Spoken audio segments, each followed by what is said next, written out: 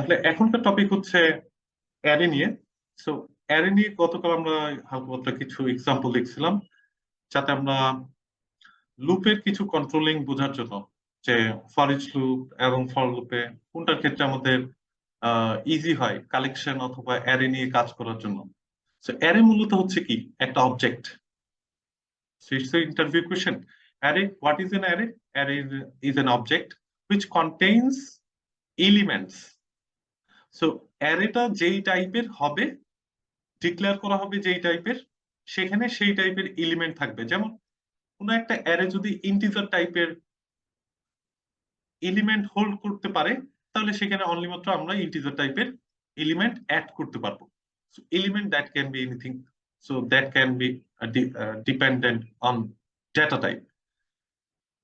And then আমরা যদি একটু চিন্তা করি যে কোন একটা অ্যারেতে যখন আমরা জানি যে কোন একটা অ্যারেতে যখন আমরা এলিমেন্ট অ্যাড করি, শুরুতে কত নাম্বার ইন্ডেক্সে গিয়ে হচ্ছে অ্যাড হয়?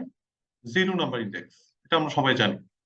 এন্ড দেন তার মানে 0 নাম্বার ইন্ডেক্সকে আমরা বলতেছি ফার্স্ট এলিমেন্ট। তাহলে সেকেন্ড এলিমেন্ট কোথায়? 1 নাম্বার ইন্ডেক্সে। তাহলে প্রত্যেকটা ইন্ডেক্সের জন্য আমাদের আলাদা আলাদা কি আছে? মেমোরি লোকেশন থাকতেছে, যে প্রত্যেকটা লোকেশনে এক একটা ডেটা স্টোর করতেছি এবং সেটাকে প্রয়োজনে আমরা ট্রাভার্স করে আমাদের কাজটা কমপ্লিট করতেছি। এন্ড দেন আমরা আরো চাইলে দেখতে পারি যে কিভাবে আমরা আমাদের অ্যারে গুলো ডিক্লেয়ার করব এবং অ্যারেতে আমরা কিভাবে ডেটা গুলো অ্যাড করতেছি। সো মেইনলি অ্যারে হচ্ছে দুই টাইপের, একটা হচ্ছে single dimensional and then multi dimensional. So multi can be anything, but আমাদের মোটামুটি 2 ডাইমেনশনাল অ্যারে পর্যন্ত আমরা দেখবো, 1 dimensional and 2 dimensional. Okay, single dimensional array গুলো কিরকম হয়? অনলি একটা একটা লোকেশন দেওয়া থাকে, লাইক কোন পজিশনে গিয়ে স্টার্ট হবে, মানে হয়তো সেটা হতে পারে একটা এক্সেল শিটে, যেমন আমাদের প্রত্যেকটা সেল থাকে, প্রত্যেকটা সেল তাইলে কানেক্টেড হচ্ছে রো আর কলামের সাথে, তাই না? রো নাম্বার যত এবং কলাম নম্বর যত, তার একটা নির্দিষ্ট সেল থাকে। সো 2 ডাইমেনশনাল ক্ষেত্রে আমরা হচ্ছে ওইটা ফলো আপ করবো। বাট 1 ডাইমেনশনাল ক্ষেত্রে কি হয়, যে কোনো একটা সাইডের যে কোনো একটা ইন্ডেক্সের, সেটা হতে পারে আমরা এক্সিস হিসেবে যদি কল্পনা করি, এক্স এক্সিস আর ওয়াই এক্সিস। সো কোন একটা এক্সিস এর মধ্যে আমরা কোন একটা পজিশনে একটা ডেটার কথাও চিন্তা করতে পারি, এইভাবে যদি মনে রাখা যায়। সো ডিক্লারেশন আমরা কিভাবে করবো সিঙ্গেল ডাইমেনশনাল অ্যারেতে? ডিক্লারেশন 3 টাইপের হয়, যে কোনো একভাবে লিখলে হবে। প্রথমে থাকতেছে আমাদের ডেটা টাইপ, তারপরে square bracket closing and starting, and একটা হচ্ছে অ্যারে নেম প্রোভাইড করতে হবে, দ্যাট ক্যান বি এনিথিং। অথবা আমরা যদি এই স্টার্টিং এন্ড এন্ডিং স্কোয়ার ব্র্যাকেটকে আমরা যদি স্পেস দিয়েও দিতে চাই নেইমের আগে, তাহলে সেটা প্রোভাইড করা যাবে, অথবা অ্যারে নেইমের পরেও আমরা সেটা দিতে পারি। So that's a declaration. And then instantiate কিভাবে করব? যে আমরা আসলে কত সাইজের একটা অ্যারে ডিফাইন করতে চাচ্ছি। তো এটা আসলে ডিপেন্ডেন্ট হয় অনেক সময় অটোমেশনের ক্ষেত্রে, যে একটা পেজ আমি ধরে নিলাম যে কোনো একটা সাইডে নির্দিষ্ট কিছু এলিমেন্ট থাকে। যেমন একটা এক্সাম্পল যদি দেখি, লাইক amazon.com-এ গেলাম, এখন এখানে ক্লিক করলাম সাপোজ ক্যাটাগরি। সো এখানে কতগুলো ক্যাটাগরি আছে?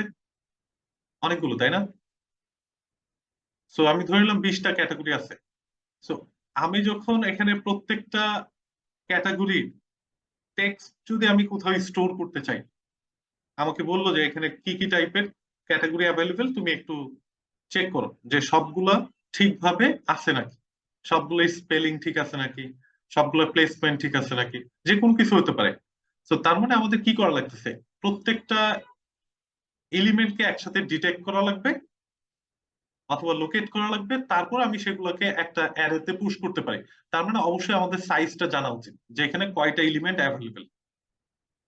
ওই কয়টা এলিমেন্টের উপর ডিপেন্ড করে একটা অ্যারে সাইজ ডিফাইন করতেছি। তো দিস ক্যান বি ডিপেন্ডেন্ট। তো অনেক সময় এই জিনিসগুলা অ্যাপ্লাই করতে হইতে পারে। ওকে, সো এখানে আমরা হচ্ছে সাইজটা বলে দেবো। তাহলে আমাদের যখন একটা অ্যারে ডিক্লারেশন করতেছি, অবশ্যই একটা নাম থাকতেছে। আর সেই নামের মাধ্যমেই আমরা কি করতেছি, ইনস্ট্যান্সিয়েট করতেছি। কিভাবে? By new keyword. So new কিওয়ার্ডের পরে আমাদের ডেটা টাইপটা ডিফাইন করতে হবে, যেটা হচ্ছে ডিক্লারেশনের সময় ইউজ করা হয়েছে। সো ডিক্লারেশনে যদি ইন্ট হয় তাহলে এটাও ইন্ট হবে, এটা যদি স্ট্রিং হয় এটাও স্ট্রিং হবে। এবং আমাদের এখানে সাইজটা আমরা ডিফাইন করে দেবো যে কত সাইজের অ্যারেটা ডিক্লেয়ার করতে চাচ্ছি।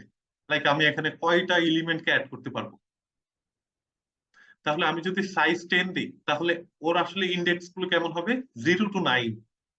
তো এইভাবে সে 10টা এলিমেন্টকে চাইলে সে অ্যাড করতে পারে। এখন যদি একটা এক্সাম্পল দেখি, লাইক ইন্টিজার টাইপের একটা অ্যারে, নাম হচ্ছে কি এ, তাহলে এটাকে ডিফাইন করা হয়েছে সবার শেষেরটার মতো, এখানে যেরকম ছিল। অনেক সময় মনে থাকে না যে এটাতে সুবিধা হচ্ছে অ্যাপ্লাই করে দেখা যায় যে কোনটার ক্ষেত্রে হচ্ছে কোনটার ক্ষেত্রে হচ্ছে না, ইজি টু হ্যান্ডেল। তাহলে এই অ্যারে এটা হচ্ছে কত সাইজের, 5। তার মানে এখানে 5টা ডেটা আমরা হচ্ছে অ্যাড করতে পারবো, 5টা element. So those element should be integer. খেয়াল রাখতে হবে, আমি যদি এখানে চেষ্টা করি যে ডবল টাইপের ডাটা স্টোর করতে চাচ্ছি অথবা এলিমেন্ট স্টোর করতে চাচ্ছি, পসিবল না।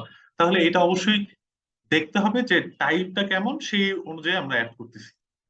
তাহলে যেহেতু 0 নাম্বার ইন্ডেক্স থেকে অ্যাড করব, তাহলে 0 to 4 হচ্ছে টোটাল 5টা। আর আমি যদি চেষ্টা করি, একটা এক্সাম্পল দেখি আমরা, এটা ভালো হয়।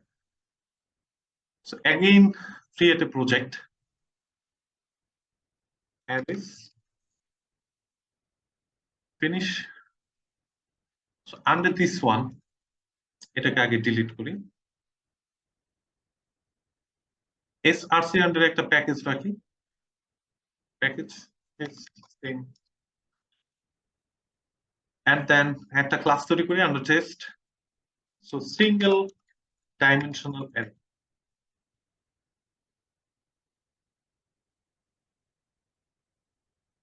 একটা মেইন মেথড নেই। এখন একটা ইন্টিজার টাইপের অ্যারে ডিক্লেয়ার করি, ইন্টিজার সাপোজ নাম্বারস। আমি এটা এভাবে রাখতে পারি, অথবা এটাকে এখানে রাখতে পারি, অথবা এখানেও রাখতে পারি, একই কথা। তাহলে যেখানে রাখি না কেন সেটা একটা ইন্টিজার টাইপের অ্যারে।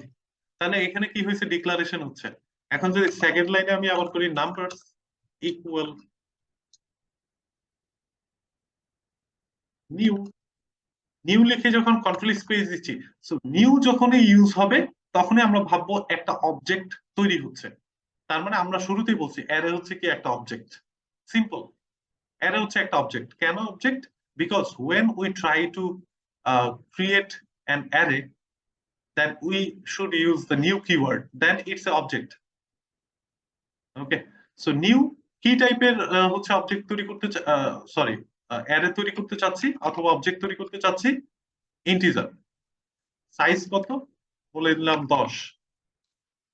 ওকে, তাহলে এখানে 0 to 9 পর্যন্ত আমি এক্সটেন্ড করা উচিত, এতটুকু ছাড়া হবে না। তাহলে এখন যদি বলি নাম্বারস দেন স্কোয়ার ব্র্যাকেটের মধ্যে 0 equal something like 10, copy this and paste it for 9 times.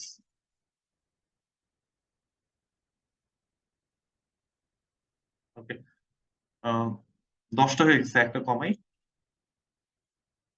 তাহলে এখানে দিব কি 1 2 3 4 5 6 7 8। Okay, another one, 0 1 2 3 4 5 6 7 8, and then 9।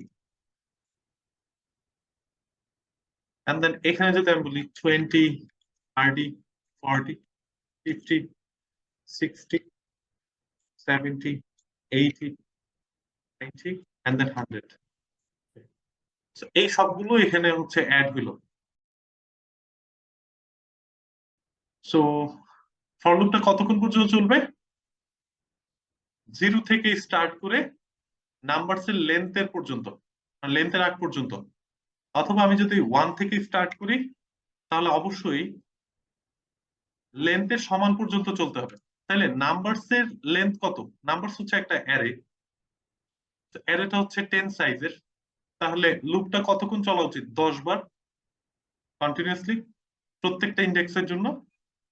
তাহলে শুরু যেহেতু করতেছি 1 থেকে, তাহলে ইকুয়াল পর্যন্ত চলতেছে। যদি 0 থেকে স্টার্ট হইতো তাহলে কিন্তু ইকুয়ালটা আর লাগতো না, তাই না? কোনটা? প্রত্যেকটা ইন্ডেক্স। তাহলে কিসের ইন্ডেক্স? অ্যারের index. So numbers and then square ব্র্যাকেটের মধ্যে যদি বলি আই, তাহলে আই মানে তো 0, এরপরে ইনক্রিমেন্ট হবে 1 2 3 4, এভাবে সবগুলো আমাকে প্রিন্ট করে দেওয়া উচিত। রান করি আগেন। এই যে এখন প্রিন্ট আউট করছে। ওকে, এখন যদি এমন হইতো, এটা প্রত্যেকটা টেস্টার ফেস করে, যদি অনেক সময় দেখা যায় এত পরিমাণ কোড করা হয়েছে, কোথাও একটা ইন্ডেক্সিং হচ্ছে এক্সট্রা দেওয়া হয়েছে, যেটা আসলে সাইজের বাহিরে। সাইজ কত? 10, বাট আমি আরেকটা ডিফাইন করতে চাচ্ছি, একটা এক্সট্রা ইন্ডেক্স, বাট এটা হওয়া উচিত না। তাহলে এটা কি ধরনের এরর ফেস করতে পারি আমরা? যদি আমাদের অ্যারের সাইজ হয় 10, 0 থেকে স্টার্ট করে 9 পর্যন্তই তো আমাদের 10টা ইন্ডেক্স হয়ে যাচ্ছে। তাহলে আমি যদি 11 নাম্বার এলিমেন্ট যদি অ্যাড করতে চাই, তাহলে এটা কি ধরনের এক্সেপশন আসতে পারে? বাট এটা হচ্ছে রান টাইম এরর। কি ধরনের error? Array index out of bound exception.